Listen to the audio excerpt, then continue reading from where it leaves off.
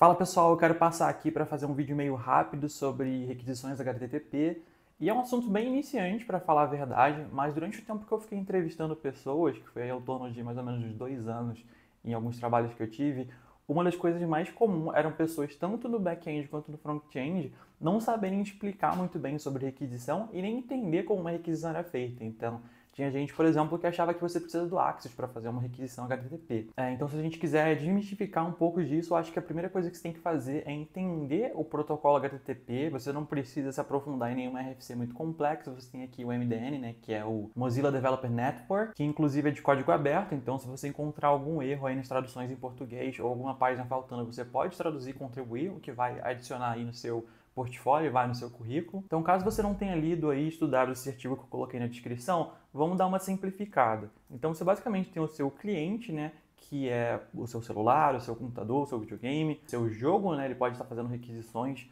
se ele for um jogo online ou se ele depender de coisas que estão no servidor, e você tem o servidor.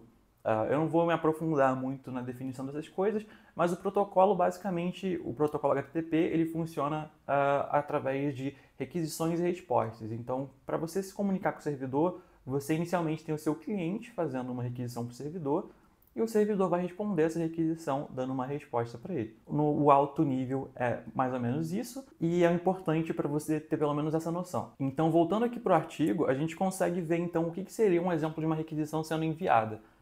É um arquivo de texto mesmo, você consegue ler ele, um humano consegue ler ele super de boa, então aqui a gente tem qual é o método que está sendo usado, que é um GET, a versão do protocolo, que é o HTTP 1.1, e isso aqui é uma coisa importante, porque no HTTP 3, se eu não me engano, isso aqui mudou, já não é uma coisa binária, não é algo que você pode ler normalmente, mas você não precisa se atentar a isso, porque você vai trabalhar com o HTTP 1.1 e provavelmente no máximo estourando o 2.0 pelos próximos anos. Além disso, você tem aqui o host, que é quem vai estar recebendo a sua requisição, né, que no nosso caso é o site developermozilla.org, que quando a gente está acessando ele, por exemplo, a gente requer esse site, a gente manda aqui inclusive um header, né, isso aqui a gente chama de header, um cabeçalho, dizendo que a linguagem que a gente está aceitando para a resposta é francês. Então, se a gente abrisse essa requisição, né, a gente tivesse essa requisição pelo nosso navegador, supondo que o nosso sistema é em francês e a gente abriu essa URL, a gente vai ter uma resposta aqui, que no caso ela também, no protocolo HTTP, ela tem um formato bem parecido. Então aqui a gente tem aqui a versão HTTP 1.1, a resposta que ele deu, status code 200, que representa que deu tudo certo, o OK, a mensagem desse status, mais um monte de informações aqui que a gente pode usar, mas eu não vou me aprofundar muito nelas. E por fim, a gente tem aqui o corpo da resposta, que é basicamente os dados que a gente quer ler. Nesse caso aqui é um HTML, basicamente, ele está mostrando a nossa página que ela vai ser aberta no navegador. Então, inclusive uma pergunta muito comum de se fazer em entrevistas hoje em dia é o que acontece quando você digita uma URL no seu navegador e aperta Enter. Então, tudo vai começar aí você estudar um pouco sobre DNS, HTTP e esse tipo de assunto. Mas vamos colocar um pouco a mão na massa para a gente ver isso funcionando. Aqui eu tenho aberto a Cats API e basicamente ela é uma API, né? Ela fornece aí um servidor que eu consigo chamar, mandar requisições e ter respostas dela, e a temática dela é gatos. Então ela já fala aqui logo de cara que se eu clicar nesse item, eu vou conseguir, nesse link, eu vou conseguir uma imagem aleatória. Então eu posso até inclusive abrir aqui novamente. E vocês vão ver que, tá, mas cadê a imagem, né? Eu não vi a imagem. Isso aqui é basicamente o meu browser me ajudando um pouco, né? Eu estou usando o Firefox. Ele mostra o JSON formatado, que é o formato que ele veio aqui, e a estrutura dele. Então, basicamente, a gente recebeu um objeto de tamanho único. Então, ele só tem aqui o 0, é o primeiro índice da nossa lista.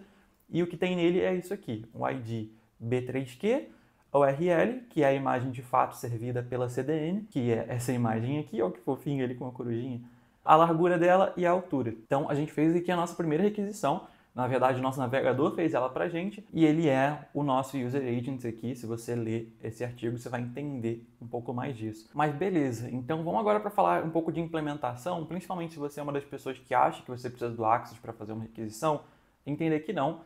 Claramente a gente acabou de fazer uma requisição usando o navegador. A gente pode usar também uma coisa chamada curl, que eu não vou entrar aqui muito em detalhes, porque provavelmente nem todo mundo que está vendo isso tem um terminal configurado, mas com certeza você tem um navegador. Vou abrir uma nova aba no meu navegador, vou abrir um inspector, você pode só clicar com o direito e vir inspecionar, e a gente vai usar a API Fetch. Então, se você quiser ver, MDN fetch. Aqui na MDN também você tem o acesso a essa informação, você consegue ver em português e entender um pouco como funciona a fetch API. Você pode ver aqui que ela funciona em praticamente todos os browsers modernos, além de Node e Dino. O Dino já está aqui também. A partir do Dino 1.0 você já tem acesso à maioria das coisas e tem algumas coisinhas aí que não estão implementadas. Mas porque a gente vai fazer tudo que envolvendo JavaScript você vai conseguir. Então vamos simplesmente chamar fetch, passar aqui o nosso URL e dar Enter. Tá, retornou uma promise. Se você não sabe o que é uma promise, eu vou deixar aí o link para você ter uma ideia básica. Mas se você já trabalhou um pouco, você sabe que dá para resolver isso simples colocando um await na frente. Então a gente colocou await, a gente tem a nossa resposta aqui. Dentro dela a gente tem algumas informações relevantes, headers, o corpo da resposta, mas a gente ainda não tem os dados que a gente quer usar. Então, para a gente conseguir esses dados, vamos primeiro pegar aqui e salvar como resposta essa chamada. E agora eu vou colocar aqui um JSON, que vai ser um outro await, resposta.json. Por que eu estou colocando outro await aqui? Porque essa chamada também vai retornar uma promise, então a gente precisa esperar ela. Caso você não tenha lido ainda o artigo sobre promises, basicamente a gente precisa do await porque a gente está fazendo uma chamada assíncrona, a gente precisa esperar o resultado dela. Ela não vai ser de imediato, tanto pela latência, né? Tem a distância que a gente está do servidor, onde está esse endpoint, então tem o tempo de você enviar a requisição, tem o tempo de você receber a resposta, tem a sua conexão com a internet que pode estar estável, mais lenta, limitada. Então a gente faz essa espera para a gente só pegar aqui o resultado quando ele estiver pronto para a gente. Eu não vou entrar em muitos detalhes, mas se você quiser saber sobre como isso funciona no JavaScript, você pesquise sobre o Event Loop.